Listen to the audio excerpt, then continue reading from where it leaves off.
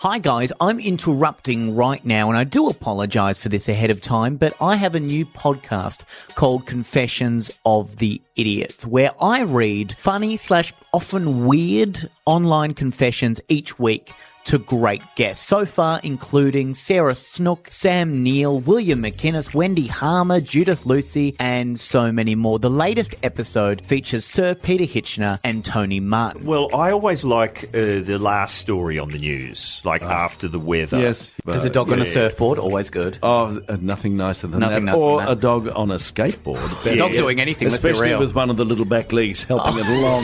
They look so cute. They can have as many of those as... I don't mind. They're so much fun. And do they give you, are you reading the auto cue in something like, they say it's a dog's life, but, do they chuck those? Who comes up with those? Do you write those yourself? No, those are composed by the producers. Okay. Is there someone that's Good head luck. of puns at Channel 9? Oh, yes. That's their that'd be full-time Patto. job, That'd just be writing. Colin Patterson. He's very good at They're it. very serious, but very stressed. I've got to have 10 puns by midday. So, guys, when you're finished listening to the debrief with the great Dave O'Neill, have a listen to Confessions of the Idiots with me, Sammy P. There's great episodes up there right now. There's 42, in fact. So you have your work cut out of you to catch up. But I believe in you. Ladies and gentlemen, this is Confessions of the Idiots with Sam Peterson. All right, yeah, we'll be in touch.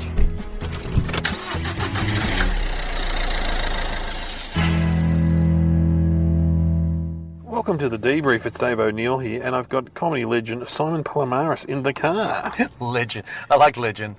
Well, it's better than veteran. Rather or, than veteran, yeah. I've been called a hack. I've been called all sorts of Sure. things. But I think veteran's good. I mean, I think legend's good. Yeah. Should I take off my indicator? It's a bit annoying, isn't it? Yeah. It's a bit annoying. Now, Simon Palomares has just done the Grandview, which I normally host, but I had to do the Bayswater Cricket Club. So, We do all the big ones. oh man, Yeah. tell you what, Bayswater. It's it's good. It's Netflix after that. But look, I didn't see you tonight, but I've seen you before. Yeah. And apparently you're very good, Simon. Thank you. And how long have you been doing comedy? 35 years. 35. Yeah. We started with in the same class with George Capinares and Peter Rosethorn at Ruston. And then we started doing tryouts at Le Joke. So that must have been 1985, sort of 85? No, earlier, 83, 82, something like that, yeah. Wow. Yeah. And, we're very lucky. It was a great comedy scene with The Last Laugh and all that sort of thing. And, Yeah. And then we got together with a bunch of other comedians and producers, and we put the first comedy festival together. Oh, that's right. Was that at the Universal or? Well, we had a meeting at the Dick Whittington Tavern, and we all got Dick together. Whit. Yeah, and we all got together and decided to put all our shows together at the same time, Yeah. and just basically to save in advertising. I mean, we didn't even know what a comedy festival actually looked like. Had any of you done Edinburgh at that stage, or? No, Edinburgh wasn't even on the cards. I wasn't even going. Oh, it was going. I'm sure it was going, but it's not something that people actually went to do Edinburgh. It was also Edinburgh was more of an arts festival. Yes. And Adelaide Fringe would have just been if it was around. Would have Adelaide Fringe, I'm not sure if it was around as it was. Melbourne, there was a thing called the Spoleto Festival before I Melbourne. remember the Spoleto. That was Melbourne before the Fringe. Melbourne Festival, wasn't it? Before Melbourne Fringe Festival. And anyway, look, it's been 35 years of all sorts of different things. And So where was the first comedy festival? Did you do it at the Universal or? no, it was in all different venues. So it was at the Last Laugh, it was at the Universal. This was my 4 shows that I did. I was running my own venue at the Comedy Cafe upstairs called the Impro Club.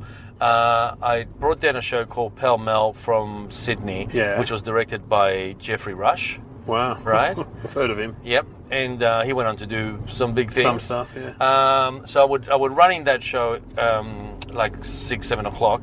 Then I would run down to the magistrates' courts where we're doing the trial of Malcolm X, which was written by John Clark and Brian Dorr, right? Ah, yeah, And the guys from Lawyers, Guns and Money. Yeah. Then that was a big court case. Remember that thing about Malcolm Fraser when he lost his pants in a hotel in Dallas. Well, it was a mock trial about that. So the actors were the witnesses were improvising actors, and the judges and lawyers were real judges and lawyers, and we used to get cross-examined, and they used to pick a jury every night. And on the third night of that, Peter Cook of Peter Cook and Dudley Moore was the guest judge. Oh my God! Yeah, which was fucking like unbelievable. I was like 23 or something like that, and improvising with one of the legends. Yeah, with Peter Cook. And on one of the nights, I remember Karl was beating me up. She played the policewoman. She was beating me up and throwing me into the witness box, and she pulls me up. Actually, the same night, I had Peter Cook behind me, and I look up, and there is Mel Smith. Oh, from Smith and Jones. Yeah, staring at me in the front row. It was all very bizarre. But it was also a time. It was funny because it was like people look at your mentors and all that sort of thing. And I remember the Fringe, the Spoleto Festival the year before, when we were doing a show with Richard Stubbs and who was the bouncer of The Last Laugh, who then Colin Cole. No, the other guy who then went on to produce and he married Gina Riley. Rick McKenna. Rick McKenna, yeah. And Rick McKenna used to have a character. He had a character, didn't he? Yeah. He did a character who used to work on radio as well. Yeah. And one night I get to and I was doing a thing called the Aldo Tibaldi reception band. Were you doing stand up or was it more cabaret? I was doing stand up. I've always done stand up and cabaret and everything else. Yeah. And one night I get to the Universal Theatre and everybody, we had these envelopes in the dressing room, and I opened it up, and the first line of this letter, very official looking letter, and it said, "This is a fan letter from Barry Humphries." Oh my God! Yeah, and he went on to say how much he enjoyed the show the night before and all that sort of thing. And it was just, I'm still got it on my wall. Still got that letter? Yeah. Oh, of course you keep that letter. Oh, of course, because you end up with some really shitty times, and people tell you that you're not doing a good job or and all that sort of thing. And every now and then you just, there are little things like that in your career that you sort of hang your hat on. You go, oh yeah. I got a letter from Barry Humphries. I got a letter from Barry at 22. I'd been doing stand-up for about 6 months. Oh, that's incredible. And you sort of, and then over the years, sort of life just keeps going. And so, how did Acropolis Now? Did that spring out of that live scene? Or? No, it's the thing is, this is the other thing. After that first comedy festival, so from the magistrate's courtroom, I would go back and do the dishes at the Impro Club, which I was running. Yeah. And from there, at 10:30, I would go to the Athenaeum Theatre.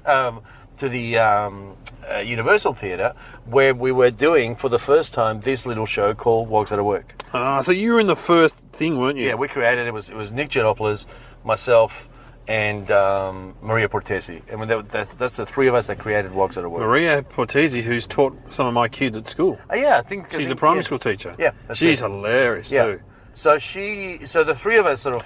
So then this thing just sort of went off, and I remember John Pinder from The Last Laugh walking in and taking a look at the show and going, I think that thing's got legs, I think you should really keep pushing it. Well, I mean, I think I know the answer to this, but why do you reckon? Were you the first guys to actually talk directly to immigrants and their kids? People were coming in.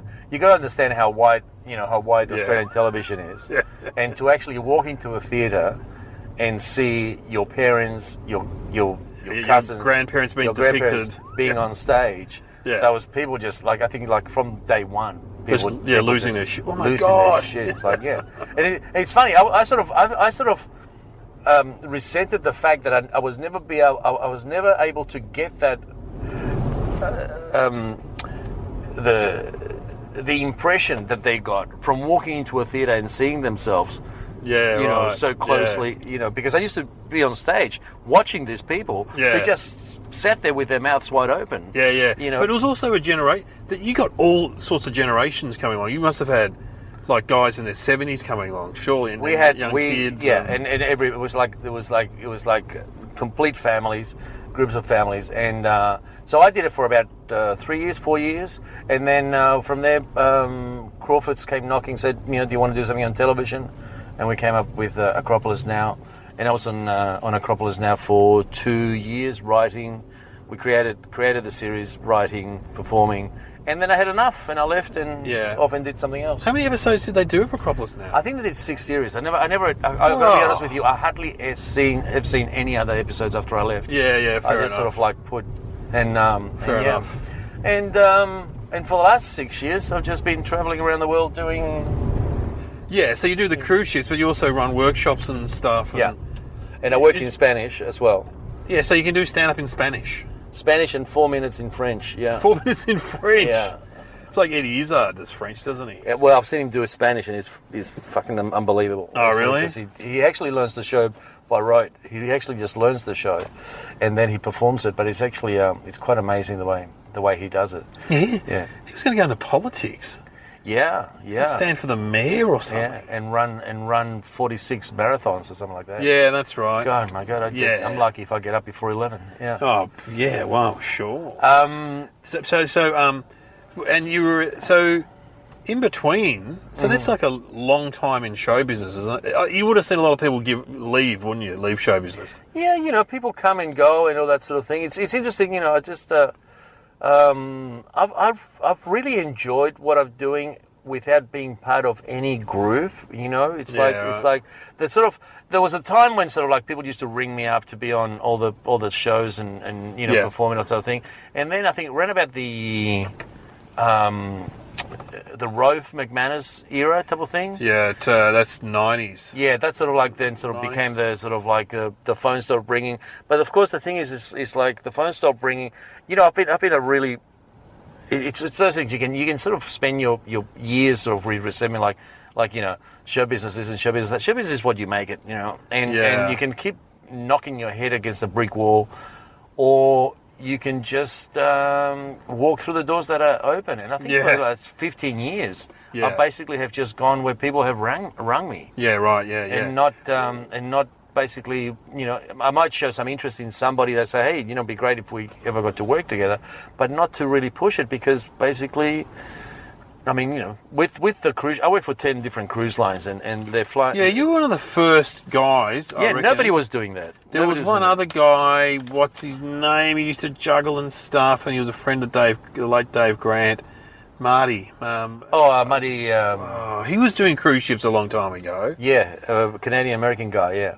And, this is it. How did you get onto them? Because somebody rang and said there's a ship that's... Because 10 years ago, no one was doing it. No, 6 years ago, no one was doing it. Yeah. Right, so I was one of the first people that actually worked regularly on a ship because this ship came over and it had its own comedy club. So they kept calling me, basically because nobody else was doing it. Yeah. Right, they basically called me every cruise for the first year. Yeah, right. And it also came at a point in my life, you can read this in my book when I finied reading it. When I finished writing it. Are you writing a book? I read that you were writing a book. It fuck float, yeah. Yeah.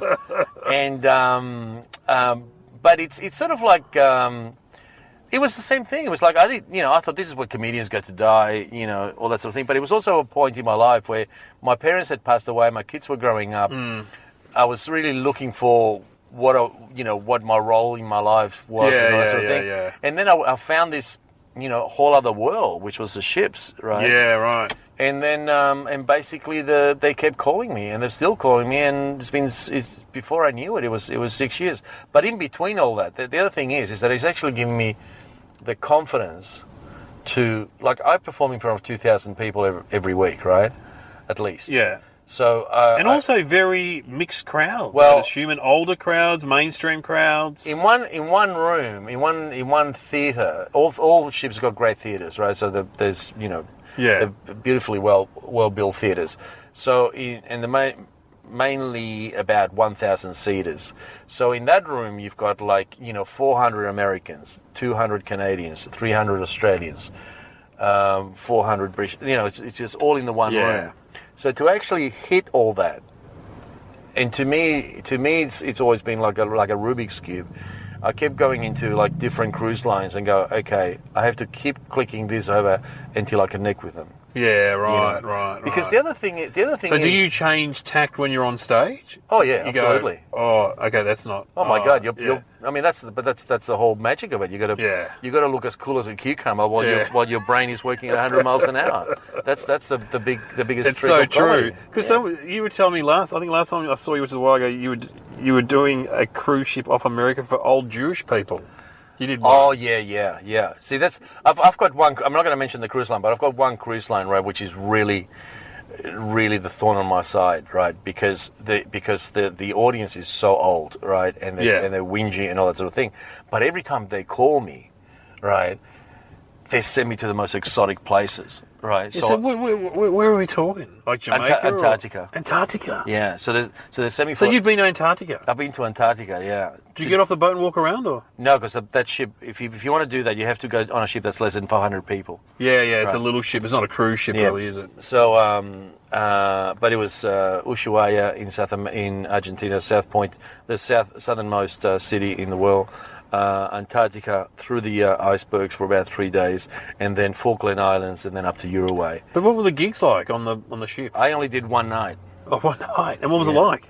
It was good. It was good. Yeah. But the thing is sort of like part of that lifestyle has been the challenge. See, I got to tell you something. My reason for doing everything, and I think eventually you have to find like the one reason of why you do everything you do, and then you can and then you can do all sorts of different jobs. You can do whatever you like as long as that value is still entrenched in it, right? And from day one, my value has been to actually find the commonalities between people, right? Between nationalities. Yeah, well, you must have found it by now, for sure. Well, this is the whole thing. Is that every job that I do is about building a bridge between different people. Acropolis Now was like that, and so on. It broke that ground in television. And what it did to me, the thing with Walk Human with me, right, is that when I walked onto a stage and there were 700 Greeks or 700 Italians in the audience, we were talking to the converted. Yeah. And also I got to the point now where I just don't have anything else to say about being Yeah, sure. I mean, I walk into. I did a gig a couple of nights ago because this is a great thing that you come back. Because now when I come back, there's no pressure to make money or anything like that because all that. So you just have a bit of fun. So just every time I get up on stage now, when I'm back home, is to try out material and have fun. But I get up on stage and there is a transgender, there's somebody who's transgender, somebody who's African, somebody who's Indian, somebody who's Arab, and it's amazing. Everybody's it's very diverse. Comedy's got more diverse, but it was mainly white guys when I started. 30 years ago. I think television is still sort of like has got some way to go. In that sense. Yeah. Do you find it lonely that your existence on the road like that? I'm not off. It looks like I'm away that often, but I'm not. I'm not away for months. I'm actually. Okay. I'm mainly more like weeks. Week on. Yeah. Okay. Right. The thing is like if you follow me on Facebook, I'm not going to put photos of my couch. I'm going to put photos of the Falkland Islands. Yeah, and French Polynesia. What's the most exotic place you've been? Falkland Islands. I'd love to go there and have a look. Falkland Islands was pretty amazing. Antarctica. Yeah. You've obviously done South America too. South America. Well, South America I really love because I've travelled through with doing stand-up in Spanish. Yeah. I go and work in Argentina. Buenos Aires got the most amazing comedy scene. Probably one of the best comedy scenes anywhere in the world. That's amazing. Yeah, so I've done stand-up in Buenos Aires a lot. Bolivia. With the only 4 comics in the country, basically. Yeah, right. That scene has actually grown a bit more. Peru, and you've Chile. been to Cuba recently. And I've just been to Cuba to film a documentary about Cuban comedians because they've been cut off from the rest of the world for the last 65 years, right? Yeah. But they've got this comedy scene, right, which is fascinating because it's actually they've got more freedom than you think, right? Even though it's a tight communist country, they've got no internet, so they haven't got the developed in a vacuum, but probably it's probably good in a way. Well, they haven't got the references that we have, but actually, there's and we actually ended up getting access to the most popular sitcom in Cuba, which actually criticizes life in Cuba. wow. This is the point where I kept talking about, well, what are you allowed to say and what you're not allowed to say, and they kept telling me this phrase, which was, you're allowed to criticize the government, but you're not allowed to make fun of the government. Okay. Which is really interesting because, where is the line in that? Yeah. And also the other point is this. I mean, look how much fun we make. I mean, we poke the hell out of Trump. Yeah. And all that, and our prime minister, and our politicians. But how much do we actually change? Yeah. When you look at politics now, I mean, you can make fun of Trump as much as you like. You've got 10 shows making fun of Trump every night, but what are they achieving? Yeah, because American politics at the moment is just beyond bizarre. It is quite odd. Yeah. And so in Cuba, where do they do gigs? They just do them in bars or theatres, because live theatre is still really big because people are not, and they also like talking. They're the most amazing interviewees, because it's just, you ask them a question and they just go on for half an hour because they're engaged in talking to each other. Yeah, because right. they're not, and the thing is, they can see how the society is going to change. Yeah. When everyone comes in. When internet, and when everybody's just like hooked onto their phones and stuff like that. Right now, if you want to get on the internet, you buy a card and you go to a public park where there is Wi-Fi. Oh my God! So is there people standing around in parks? Yeah. We're looking at their phones. Oh wow! Yeah. So it's not like because when I was dealing with them doing the pre-production, it was like it would take 3 or 4 days to get an email back, and I'm going, what the hell's going on over there, guys? And it's just like, right. And then you get there and you go, oh yeah, but they've got they make full production films, and there's a full production houses and studios and that sort of thing, and they still manage to do it without the internet. We used to do it here before. Yeah. So, but what will you do with that documentary? I'm looking at putting it. I want to put it into film festivals and throw it around. And look, I just wanted to see it. I just wanted to see what it was like, and I wanted to talk to those people. Yeah. How many of them were there in Cuba? How many comics are in Cuba? There were quite a few actually. And they also have So there must be a tradition of it then. Oh yeah, absolutely.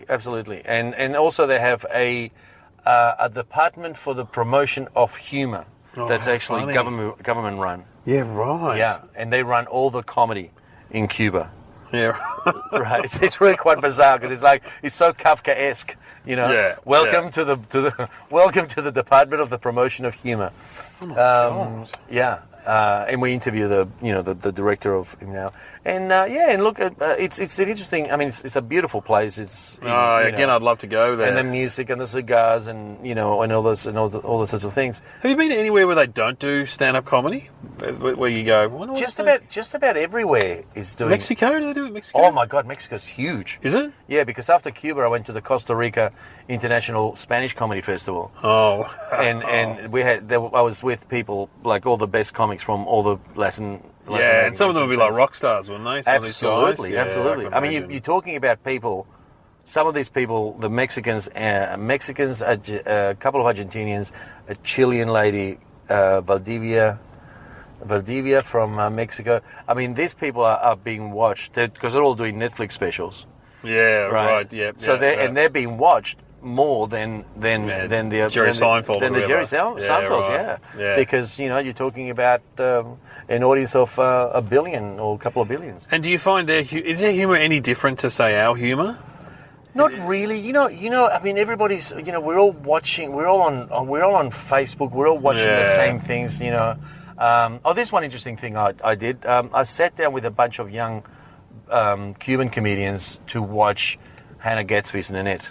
Oh yeah, right. Yeah, you put that on Facebook, yeah. Yeah, and then to sort of see how and what the reaction to that was, which is fascinating, and so that's sort of like quite an interesting scene in the documentary. And then from there, what he did is open up a whole conversation about what is truth, what would you tell? Because I thought, I mean, to me, Nanette, some people call it a TED talk, or even one of the guys who was watching it in Cuba was saying, it's more of a TED talk than a comedy routine.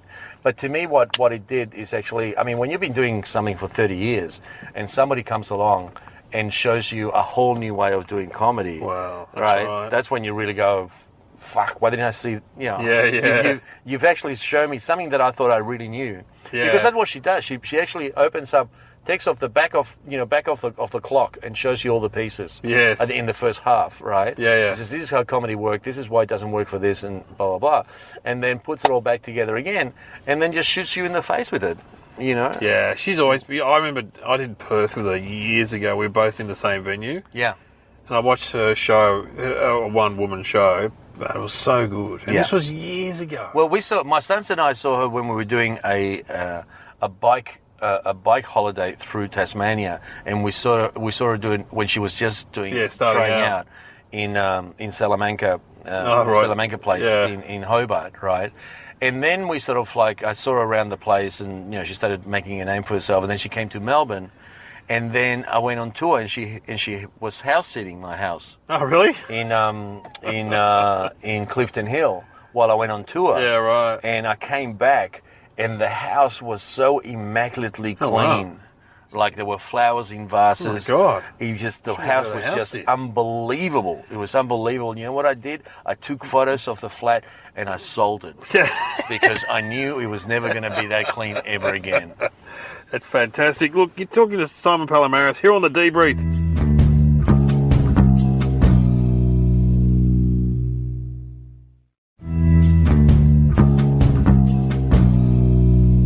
Welcome back to the Debrief with Simon Palomares. It's been a very interesting conversation. And I asked everyone these questions. What went well tonight and why, Simon, at the gig? What went well? I'm really enjoying trying out new stuff.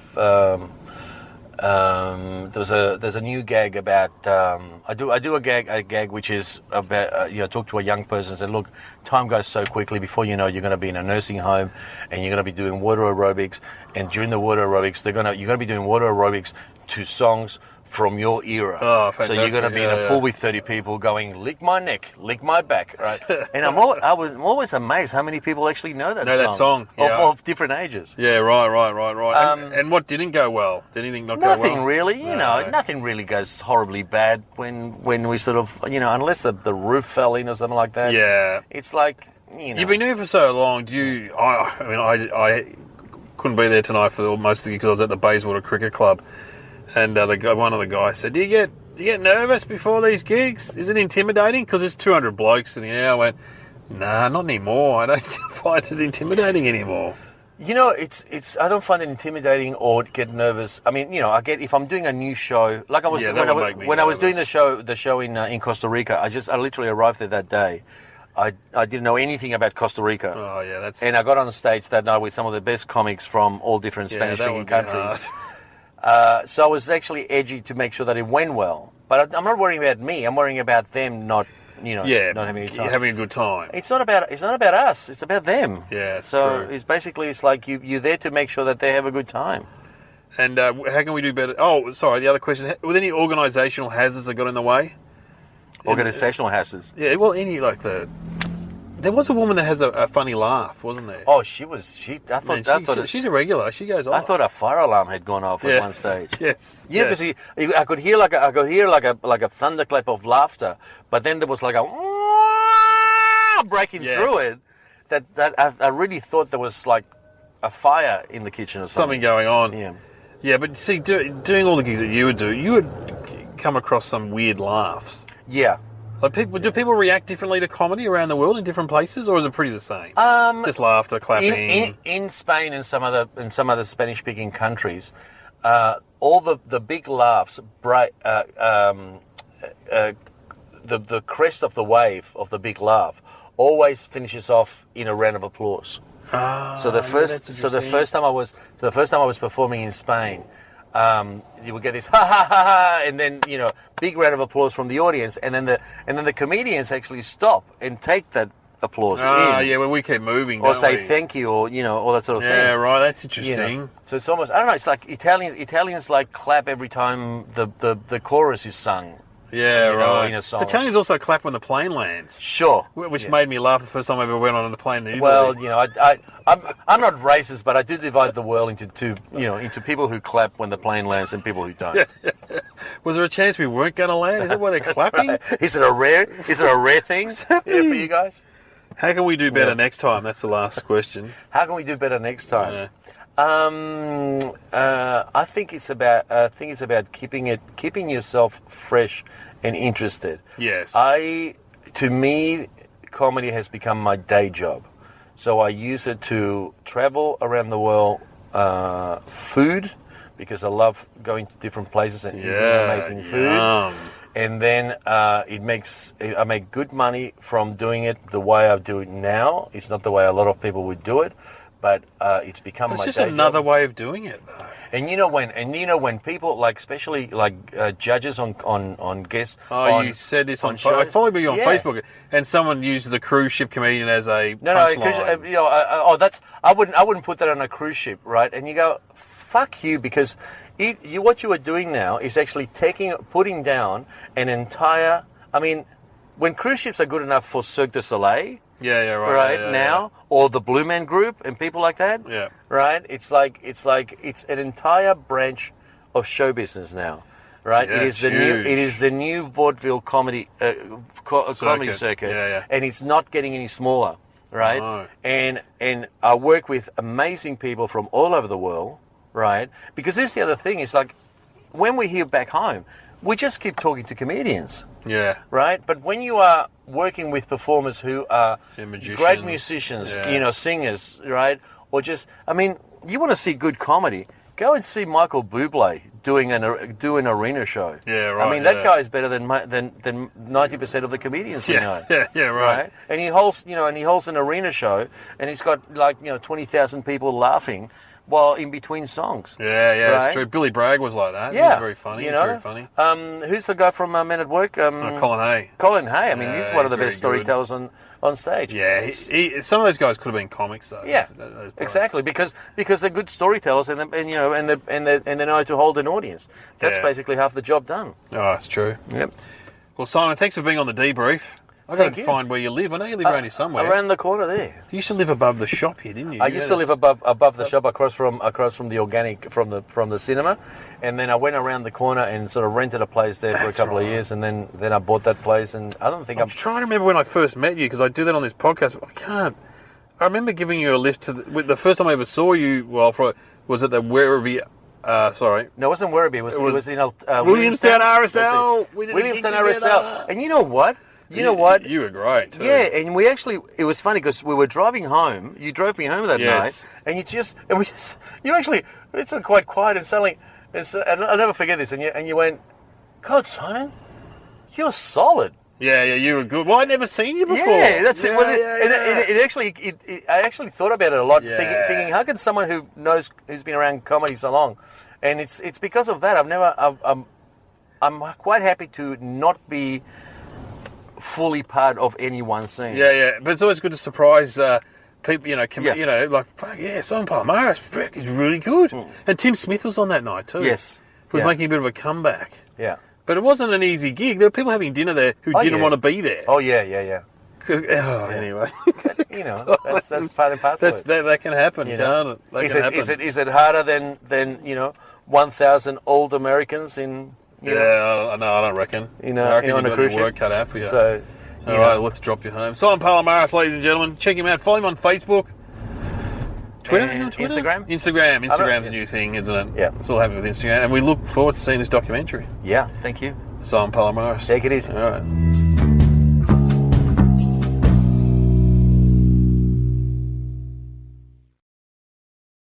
Hey there, guys. My name is Sam Peterson, and I have a new podcast called Confessions of the Idiots. Now, I'm very excited to be on the Nearly Podcast Network, and I'll tell you a little bit about my podcast, because that's exactly what I'm doing right now. I'm not going to not tell you about the podcast, because that would be crazy in a promo. So I have a podcast called Confessions of the Idiots, and each week I read out different online confessions that I find online. So I troll and I find them online, and I find all these great online confessions and I read them to fantastic guests every week. So you'll already see on the podcast there's a great one with Sam Neill, William McInnes, Wendy Harmer, Gretel Colleen, and so many other amazing guests. Now, all you have to do is download Confessions of the Idiots, and I know you guys are gonna love it. So please do listen to Confessions of the Idiots I'm Sam Peterson, and I am the host. Whether you like it or not, that is my confession for this promo. Guys, listen to it. True confessions each week. Confessions of the Idiots. Ladies and gentlemen, this is Confessions of the Idiots with Sam Peterson.